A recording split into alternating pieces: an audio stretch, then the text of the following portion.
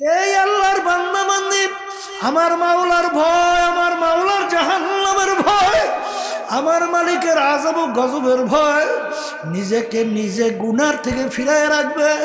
আমার মালিক বলেন, ওর জন্য আমি ঘোষণা করলাম বেহেশত।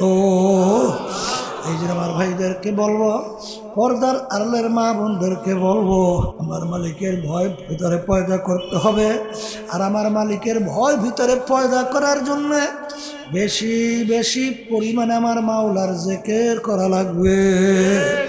কারণ বাজান, যখন তুমি বৈশা জিকির করো সুবহানাল্লাহ, তখন তোমার ভিতরে খেয়াল আসে আমি আমার মালিককে ডাকতেছি,